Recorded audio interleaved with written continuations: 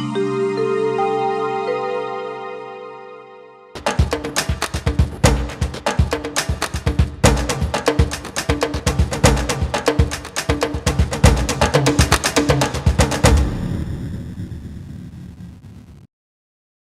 name is Jesper Holmalund. I am the Chief of the Emergency Services branch, the Office of Coordination of Humanitarian Affairs. One of the outcomes of this workshop is to find ways where we can better ensure the environmental consideration is integrated into the planning of future humanitarian response operations. It's all about, humanitarian action. So basically, we're looking at how we meet those kind of humanitarian tasks, these humanitarian needs, like, saving lives, but do it in a smarter way, so we, so that we at the same time care for the environment.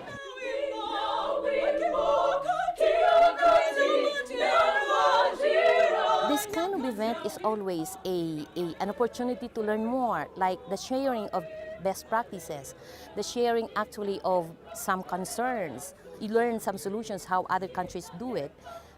So it's really a learning experience. What I hope to get out of this forum is that is actually an understanding that we all live actually in one world. We are one global community, and whatever happens elsewhere actually affects us directly. We need to learn from each other. We need to borrow from each other, and so as to ensure that we are more resilient in dealing with all the hazards that confront us.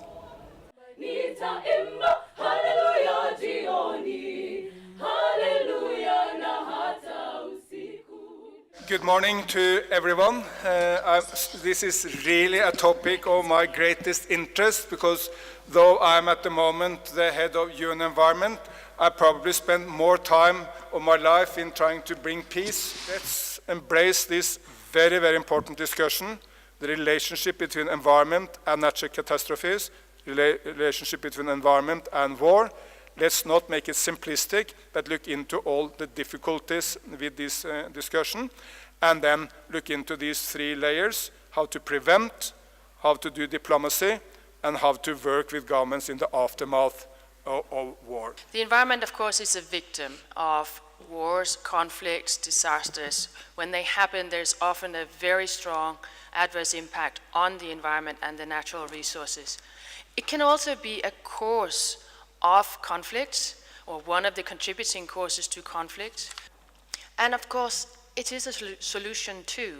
We can use the environment to build back better in a way that's much more sustainable. We can use natural resources to also generate trust between warring factions. We can use it to create green jobs. There are many opportunities as well. We are gathering here 170 professionals. It's a wealth of wisdom, experience, etc.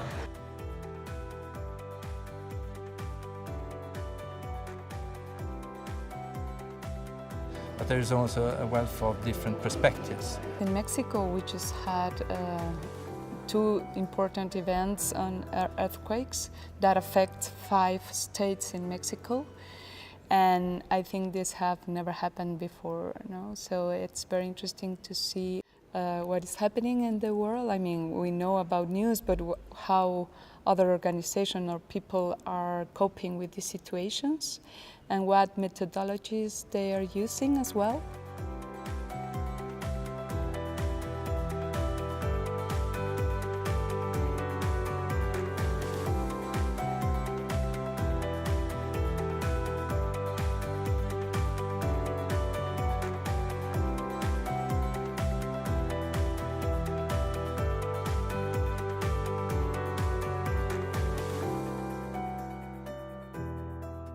First of all, the commitment of the individuals has clearly for me been the highlight. If I should mention one particular session amongst many, because I think there were a lot of good sessions with a lot of good speakers, it was the young journalists that are using open source to ensure rights, so to speak, and are able to, after an incident, to trace it back and place responsibility as one key component.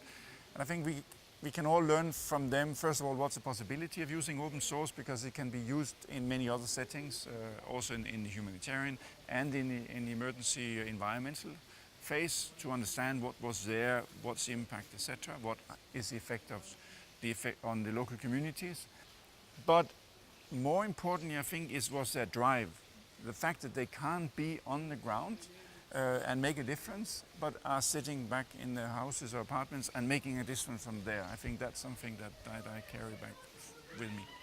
The winners here tonight have been through a very competitive nomination process. All of the nominations were scrutinized by a panel of members from Green Cross International, the Office for the Coordination of Humanitarian Affairs, and from UN Environment. So we are extremely confident that you will share the view of the panel that the winners of the 2017 Green Star Awards deserve recognition for their tireless effort in the field of environmental emergencies, and that they should be extremely proud of their achievements, both in the personal capacity and of the organizations that they represent. Wow, thank you so much. My name is Charles and I'm representing Maestro's leadership team, and on behalf of the team, I would like to really appreciate and convey my gratitude to OCHA, UNEP, and as well as Green Cross International. I believe effective leadership is in short supply in the world, as you can see. And I also believe that empowering our youth is the only surest way that we can get out of that problem.